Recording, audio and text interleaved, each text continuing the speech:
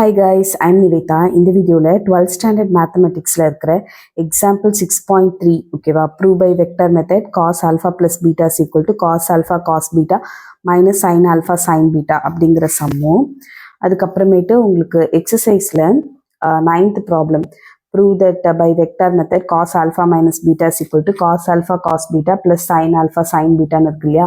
இந்த ரெண்டு ப்ராப்ளமும் தான் நம்ம இப்போ பார்க்க போகிறோம். ஸோ ரெண்டுமே முக்கியமான ப்ராப்ளம், ஓகேவா, ஒரே வீடியோவில் பார்த்துடலாம்.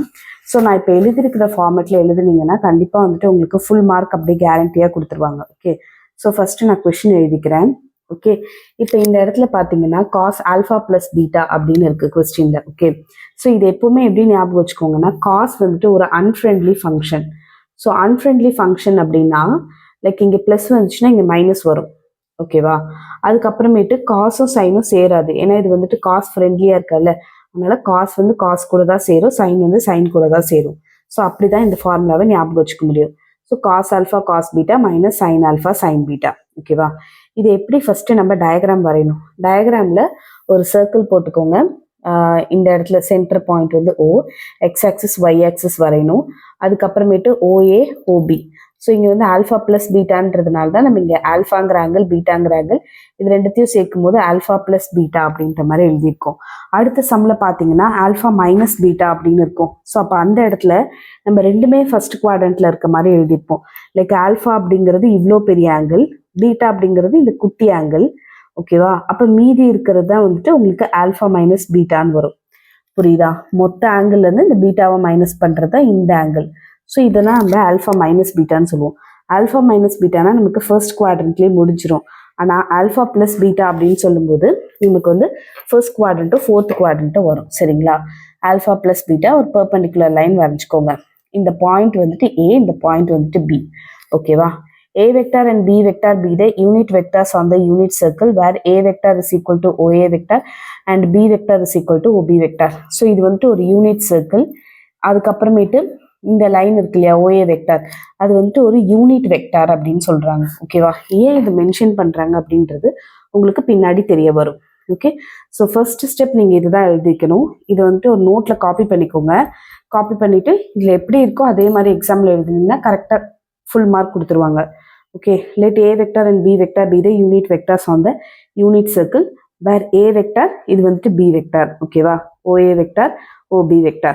Next step 2 என்னன்னா alpha and beta are the angles with positive x-axis. So alpha அப்படின்றதும் பீட்டாங்கிறதும் இந்த பாசிட்டிவ் எக்ஸ்-ஆக்சிஸை பேஸ் பண்ணி ஃபார்ம் ஆகிற ஆங்கிள், கரெக்டா. இதில் ஏ அப்படிங்கிற பாயிண்ட் வந்துட்டு நம்ம என்ன எழுதலாம்னா cos alpha comma sine alpha. அதே வந்துட்டு நமக்கு ஃபோர்த் குவாட்ரண்ட்ல வருதுன்னா cos alpha comma cos beta comma minus sine பீட்டான்னு வரும். ஏன்னா இந்த ஏ அப்படின்ற பாயிண்ட்டுக்கு வந்து ஃபார்ம் ஆகிற ஆங்கிள் வந்து ஆல்ஃபா, பி அப்படிங்கிற பாயிண்ட்டை பேஸ் பண்ணி ஃபார்ம் ஆகிற ஆங்கிள் பீட்டா, ஓகேவா. ஸோ ஃபர்ஸ்ட் குவாட்ரண்ட்ல எல்லாமே பாசிட்டிவ் தான். ஸோ பேசிக்காக இது வந்துட்டு எக்ஸ் ஆக்சிஸ்ன்னு சொல்லுவோம், இது வந்துட்டு ஒய் ஆக்சிஸ்ன்னு சொல்லுவோம் இல்லையா. ஸோ இது வந்துட்டு எல்லாமே பாசிட்டிவ்னால தான் நம்ம பாசிட்டிவ்ல மார்க் பண்ணியிருக்காங்க. இந்த இடத்துல ஏன் நெகட்டிவ் இருக்குன்னா ஃபோர்த் குவாட்ரண்ட்ல எக்ஸ் ஆக்சிஸ் பாசிட்டிவா இருக்கும், ஆனால் ஒய் ஆக்சிஸ் நெகட்டிவா இருக்கும் இல்லையா.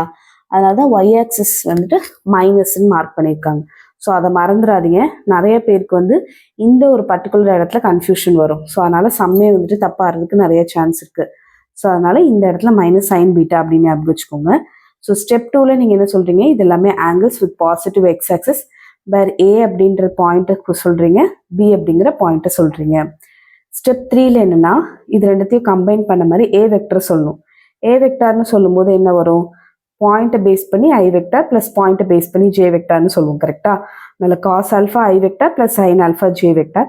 பி வெக்டார் அப்படின்னு சொல்லும்போது உங்களுக்கு cos beta I vector minus, நான் இங்கே ஏன் அழிச்சு போட்டிருக்கேன்னா உங்களுக்கு நல்லா ஞாபகம் இருக்கணுங்கிறதுக்காக, மைனஸ் சைன் பீட்டா ஜே வெக்டார்னு வரும். நீங்கள் ஃபஸ்ட்டு சும்மா மென்ஷன் பண்ணீங்க, அதுக்கப்புறமேட்டு நீங்கள் அந்த பாயிண்ட்டை சொன்னீங்க, அதுக்கப்புறம் இன் டேர்ம்ஸ் ஆஃப் வெக்டர் ஃபார்மேட்டில் எழுதியிருக்கீங்க. வெக்டர் ஃபார்மேட்டில் ஸோ ஒரு சம் நீங்கள் நல்லா பார்த்துக்கிட்டிங்கனாலே போதும். அடுத்த சம் வந்துட்டு இதே மாதிரி தான் இருக்கும், அது ரொம்ப ஈஸியாக இருக்கும், ஓகேவா. So cos alpha I vector plus sine alpha J vector cos beta I vector minus sine beta J vector அப்படின்னு வரும். Okay fine. Next step 4 definition படி நமக்கு என்ன தெரியும், பேசிக்காக காஸ் அப்படின்னு வந்துச்சுனாலே நமக்கு டாட் ப்ராடக்ட் வரும் அப்படின்றது தெரியும்.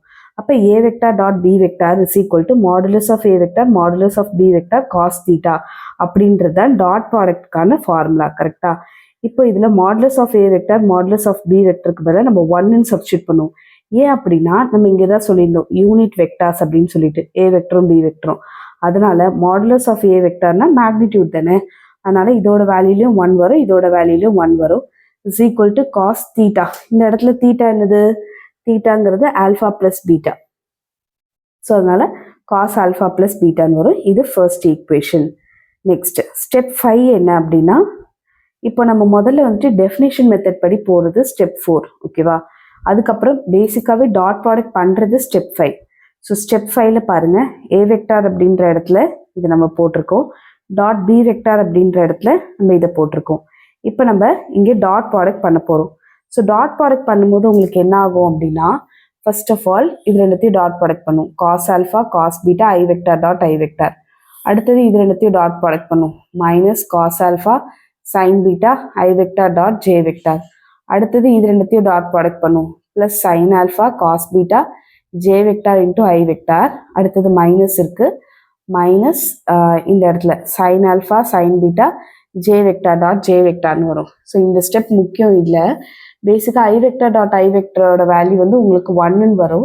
ஐ வெக்டர் டாட் ஜே வெக்டர்னா 0, இந்த இடத்துல 0, J vector dot J vector வந்து 1. ஸோ அதனால இந்த ரெண்டு இதுவுமே வராது. உங்களுக்கு வெறும் cos alpha cos beta minus sine alpha sine beta அப்படிங்கிறது மட்டும்தான் வந்திருக்கும். அடுத்த ஸ்டெப்பில் பாருங்கள், cos alpha cos beta minus sine alpha sine beta அப்படின்றது தான் வந்திருக்கும். புரியுதா? பேசிக்காக நமக்கு டாட் ப்ராடக்ட் பண்ணும்போது சேமான வெக்டர்ஸ் இருந்துச்சுன்னா 1ன்னு வரும், டிஃப்ரெண்ட் வெக்டர்ஸ் இருந்துச்சுன்னா 0ன்னு ஆகிடும். ஸோ அதுபடி நம்ம பண்ணியிருக்கோம். ஓகேவா? இப்போ நம்ம என்ன பண்ண போகிறோம்னா, இதுவும் A vector dot B vector தான், இதுவும் கிடைச்ச answer A vector dot B vector தான். ஸோ அதை நம்ம ரெண்டுத்தையும் கம்பைன் பண்ண போகிறோம். ஸோ அடுத்த ஸ்டெப் எப்படி எழுதணும்? Combining 1 and 2 cos alpha plus beta is equal to cos alpha beta minus sine alpha sine beta அப்படின்னு வரும். So hence proved. அவ்வளோதான். இது வரைக்கும் வந்து 8 மார்க்கில் கேட்குறதுக்கு நிறைய சான்ஸ் இருக்குது. அதுவே காஸ் ஆல்ஃபா மைனஸ் பீட்டா அப்படின்னா, நான் ஏற்கனவே சொன்ன மாதிரி காஸ் அப்படின்றது ஒரு அன்ஃப்ரெண்ட்லி ஃபங்க்ஷன். ஸோ இங்கே மைனஸ் இருந்துச்சுன்னா இங்கே ப்ளஸ்ஸாக இருக்கும், யார் கூடயுமே சேராது. So cos alpha cos beta sine alpha sine பீட்டான்னு தான் வரும். ஸோ இந்த இடத்துலையும் பார்த்தீங்கன்னா X axis Y axis mark பண்ணியாச்சு, ஆல்ஃபா பீட்டா மார்க் பண்ணியாச்சு. ஸோ ரெண்டுமே ஒரே குவாட்ரண்ட்டில் வருது. இது வரைக்கும் உங்களுக்கு வந்துட்டு ஆல்ஃபா அப்படிங்கிற ஆங்கிள், ஓகேவா? இது வரைக்கும் பீட்டா அப்படிங்கிற ஆங்கிள். இப்போ இங்கே இருக்கிறது தான் ஆல்ஃபா மைனஸ் பீட்டா. ஸோ நான் லாஸ்ட் வீடியோவில் சொன்ன மாதிரி, ஸோ இது வரைக்கும் வந்துட்டு உங்களுக்கு ஆல்ஃபா அப்படிங்கிற ஆங்கிள் மேக் பண்ணுதா? அப்போ இந்த பாயிண்ட் வந்து காஸ் ஆல்ஃபா கமா சைன் ஆல்ஃபான்னு சொல்லுவோம். இது வந்து பீட்டா அப்படிங்கிற ஆங்கிளை ஃபார்ம் பண்ணுதா? அப்போ காஸ் பீட்டா கமா சைன் பீட்டான்னு சொல்லுவோம். ஸோ லாஸ்ட் சம்மில் வந்துட்டு நம்ம இந்த இடத்துல நெகட்டிவ்ல நம்ம அப்ளை பண்ணியிருந்தோம். கரெக்டா? இந்த இடத்துல நமக்கு நெகட்டிவாக இருந்தது, ஏன்னா இது 4th குவாட்ரண்ட்ல வந்திருந்தது. ஆனால் இங்கே ரெண்டுமே வந்துட்டு ஃபர்ஸ்ட் குவாட்ரண்ட்னால நம்ம எல்லாத்தையுமே பாசிட்டிவாக தான் போடணும். நம்ம லாஸ்ட் சம்மில் சொன்னது தான் அப்படியே தான் வரும். ஸ்டெப் 1ல A vector and B vector be the unit vectors அந்த யூனிட் சர்க்கிள் அப்படி இருக்கா? அதுக்கப்புறமேட்டு அந்த பாயிண்ட்டை நம்ம இன்ட்ரடியூஸ் பண்ணுவோமா? அதுக்கப்புறம் இன் டேர்ம்ஸ் ஆஃப் வெக்டாரில் எழுதுவோமா? வெக்டாரில் எழுதும்போது cos alpha I vector plus sine alpha J vector, cos beta I vector plus sine beta J வெக்டார்னு வரும். அடுத்தது ஸ்டெப் 4ல டெஃபினேஷன் என்னது? A vector dot B vector is equal to modulus of A vector modulus of B vector cos தீட்டான்னு வரும். A vector B vector unit வெக்டார்னால so 1 ஆகிடும், cos alpha minus பீட்டான்னு வரும். இந்த இடத்துல பொறுத்தவரையில் உங்களுக்கு ஆங்கிள் வந்துட்டு ஆல்ஃபா மைனஸ் பீட்டா அப்படின்றது தான்.